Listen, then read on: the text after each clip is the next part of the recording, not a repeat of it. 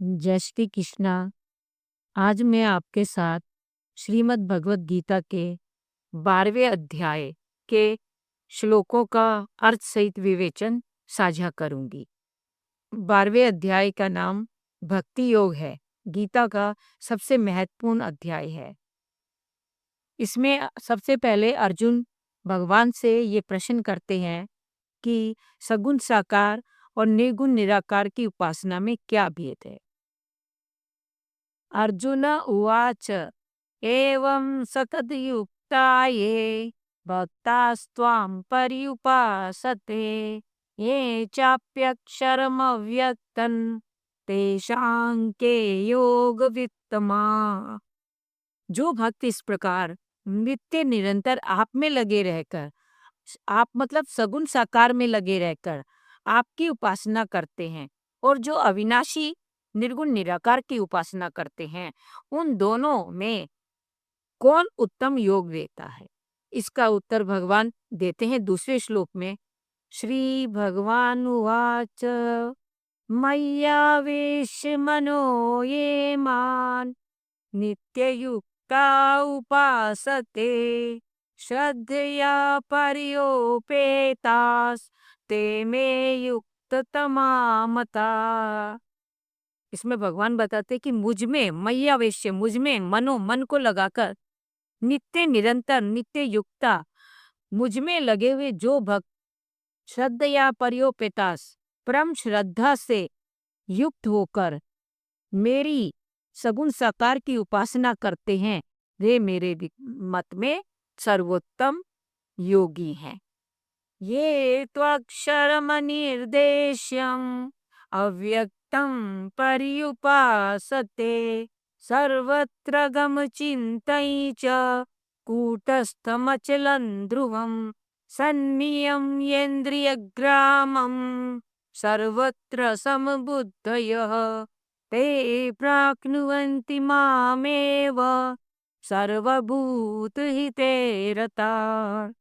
इस श्लोक में भगवान बताते हैं, इन दो श्लोकों में, कि जो अपने इंद्रिय समूह को भली भांति वश में करके चिंतन में न आने वाले, सब जगह परिपूर्ण दिखने वाले, निर्विकार अचल ध्रुव अक्षर अव्यक्त की तत्परता से उपासना करते हैं, वे प्राणी मात्र के हित में प्रीति रखने वाले और सब जगह समबुद्धि वाले मनुष्य मुझे ही प्राप्त होते हैं। भगवान के कहने का अर्थ ये है कि सगुण साकार और निर्गुण निराकार की उपासना करने वाले दोनों तरीके के भक्त मुझे ही प्राप्त होते हैं। क्लेशोऽधिकतरस्तेषाम् अव्यक्तासक्तचेतसाम् अव्यक्ता हि गतिर्दुःखं देहवद्भिर्वाप्यते। भगवान बताते हैं, अव्यक्त में आसक्त चित्त वाले उन साधकों को, अव्यक्त मतलब निर्गुण निराकार की उपासना करने वाले साधकों को अपने साधन में अधिक कष्ट होता है, क्योंकि देहाभिमान के कारण उन्हें भगवान की प्राप्ति कठिनता से होती है।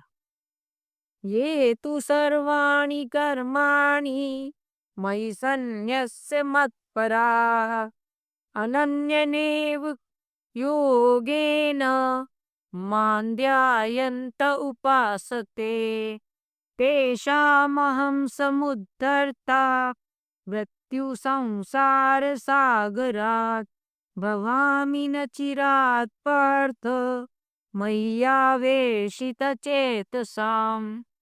श्लोक क्रमांक 6 और 7 में भगवान बताते हैं कि जो अपने संपूर्ण कर्मों को मेरे अर्पण करके, मेरे परायण होकर, मत परा मेरे परायण होकर, अनन्य नेव योगेन अनन्य योग से, मान ध्यायंत मेरा ही ध्यान करते हुए, उपासते मेरी उपासना करते हैं, उनको उन मुझ में आविष्चित वाले भक्तों को मैं मृत्यु संसार रूप समुद्र से शीघ्र ही पार करने वाला बन जाता हूँ। मय्येव मनाधस्व मयि बुद्धि निवेशय निवसिष्यसि मय्येव अत ऊर्ध्वन्न संशयः। अब इसमें बताते हैं कि तुम मुझ में ही मन को स्थापन कर। मैं ये मन आधस्व, मुझ में ही मन को स्थापन कर, मयि बुद्धि निवेश है, मुझ में ही बुद्धि का निवेश कर दे। निवशिष्यसि मय्येव, इसके बाद तुम मुझ में ही निवास करेगा। अतः ऊर्ध्वन्न संशय, इसमें बिल्कुल भी शंका नहीं है। अथ चित्तं समाधातुं न शक्नोषि मयि स्थिरम् अभ्यासयोगेन ततो मामिच्छाप्तुं धनंजय। अब भगवान ये कह रहे हैं, भगवान अर्जुन को बहुत सारे साधन बता रहे हैं, बहुत सारे विकल्प दे रहे हैं कि तू कैसे भी ये करके मुझ मेरी उपासना कर। अगर तू मन को मुझ में अचल भाव से स्थिर करने में समर्थ नहीं पाता, अतः चित्तम समादातुं न शक्नोषि मयि स्थिरम, यदि तू मुझ में मन को स्थिर भी नहीं कर सकता, तो तू अभ्यास योग के द्वारा माम इच्छा तुम धनंजय, मुझे प्राप्त करने की इच्छा कर। अभ्यासेप्य समर्थोऽसि मत्कर्म परमो भव मदर्थमपि कर्माणि कुर्वन् सिद्धिमवाप्स्यसि। अगर तू अभ्यास योग से भी अपने को असमर्थ पाता है, तो मेरे लिए कर्म करने के परायण हो जा। तू जो भी कर्म कर, उसे मेरे लिए कर, मेरी प्रियता के लिए कर। मेरे लिए कर्म करता हुआ भी तू मुझे प्राप्त हो जाएगा। अथैतदप्यशक्तोऽसि कर्तुम् मद्योगमाश्रितः सर्वकर्मफलत्यागं ततः कुरु यतात्मवान्। अगर मेरे इस योग के आश्रित हुआ, तो इस साधन को भी करने में अपने को असमर्थ पाता है, तो मन और इंद्रियों को वश में करके संपूर्ण कर्मों के फल की इच्छा का त्याग कर दे। पिछले 3 श्लोक में भगवान ने समर्पण योग, अभ्यास योग और भक्ति योग के बारे में अर्जुन को अपने आप को प्राप्त करने का तरीका बताया था। अब भगवान 11वें श्लोक में बता रहे हैं कि यदि तू पिछले तीनों साधनों के द्वारा मुझे नहीं प्राप्त करने में समर्थ है, तो फिर तू सभी कर्मों की फल की इच्छा का त्याग कर दे। श्रेयो हि ज्ञानमभ्यासाज ज्ञानाध्यानौ विशिष्यते ध्यानात् कर्मफल त्यागात् शान्तिरनन्तरम्। अभ्यास से शास्त्र ज्ञान श्रेष्ठ है। श्रेयो मतलब श्रेष्ठ। ज्ञान शास्त्र ज्ञान, और शास्त्र ज्ञान से ध्यान श्रेष्ठ है, और ध्यान से भी जो श्रेष्ठ है वो है सब कर्मों की फल की इच्छा का त्याग, क्योंकि त्याग से तत्काल ही परम शांति की प्राप्ति हो जाती है। अगले 7 श्लोकों में भगवान अपने सिद्ध भक्तों के 39 लक्षणों का वर्णन करेंगे, जो इस प्रकार है।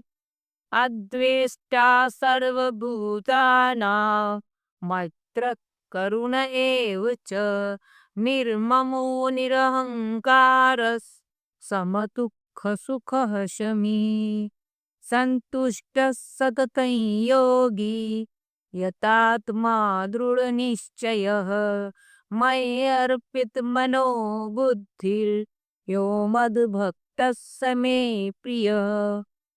अब इन 2 श्लोकों में क्रमांक 13 और क्रमांक 14 में भगवान अपने सिद्ध भक्तों के 12 लक्षणों के बारे में बता रहे हैं। अद्वेष्टा, सब प्राणियों में अद्वेष्टा, सर्वभूता नाम, सभी प्राणियों में द्वेष भाव से रहित, मैत्र, मित्र भाव वाला, करुण, दयालु, निर्ममो, ममता रहित, निरहंकार, अहंकार रहित, सम दुख सुख शमी, दुख सुख की प्राप्ति में सम, शमी क्षमावान, संतुष्ट सततं योगी, निरंतर संतुष्ट, योगी, यतात्मा, मन और बुद्धि को वश में किए वाला, दृढ़ निश्चय, परमात्म प्राप्ति में जिसका दृढ़ निश्चय है, मयि अर्पित मनोबुद्धि, जिसने अपने मन और बुद्धि को मुझे अर्पित कर दिया है, मद भक्त स मे प्रिय, ऐसा वक्त मुझे प्रिय है। यस्मान्नो दिजते लोको लोकान्नो दिजते च यः हर्षामर्षभयोदय मुक्तो यस्य च मे प्रियः। अब इस श्लोक क्रमांक 15 में भगवान अपने सिद्ध भक्तों के 6 लक्षणों का वर्णन करते हैं। यस मानो दिसते लोको, जिससे कोई भी प्राणी उद्विग्न नहीं होता, क्षुब्ध नहीं होता। लोकान्नो दिजते जय, और जो स्वयं भी किसी प्राणी से उद्विग्न नहीं होता, अमर्ष, भय और उद्वेग से जो रहित है, वह मुझे प्रिय है। सचैव में प्रिय, वह मुझे प्रिय है। अनपेक्ष शुचिर्दक्ष, उदासीनो गतौ यतः, सर्वारंभ परित्यागी, यो मद्भक्त समे प्रिय। जो अपेक्षा से रहित, अनपेक्ष, शुचिर दक्ष, भीतर और बाहर से पवित्र, दक्ष चतुर, उदासीनो तटस्थ, गतो व्यथा, व्यथा से रहित, सर्वारंभ परित्यागी, सभी आरंभों का त्याग अर्थात नए नए कर्मों का आरंभ का सर्वथा त्यागी है। समय प्रिय, वह भक्त मुझे प्रिय है। यो न हुष्यति न द्वेष्टि, न शोचति न कांक्षति, शुभाशुभ परित्यागी, भक्तिमान्यस्य मे प्रिय। इसमें भगवान अपने भक्तों के 5 लक्षणों के बारे में बता रहे हैं। यो न हृष्यति, जो न कभी हर्षित होता है, न द्वेष्टि, न द्वेष करता है, न शोचति, न शोक करता है, न कांक्षति, और न ही कोई कामना करता है। शुभ परित्यागी, शुभ और अशुभ कर्मों से ऊपर उठा हुआ, शुभ अशुभ कर्म मतलब राग द्वेष रहित, वह भक्तिमान मनुष्य मुझे प्रिय है। समशत्रो च मित्रे च, तथा मानापमानयो, शीतोष्ण सुख दुखेषु, समसंग विवर्जितः, तुल्य निंदा स्तुतिर्मौनी, संतुष्टो येन केनचित्, अनिकेतस्थिरमतिर्, भक्तिमान में प्रियो नरः। अब श्लोक क्रमांक 18, श्लोक क्रमांक 19 में भगवान अपने सिद्ध भक्तों के 10 लक्षणों के बारे में बताते हैं। समस्त शत्रु च मित्र च, जो शत्रु और मित्र में समान है, और मान और अपमान में भी सम है। शीतोष्ण, शीत और उष्ण, शीत और उष्ण मतलब शरीर की अनुकूलता और प्रतिकूलता में भी सम है।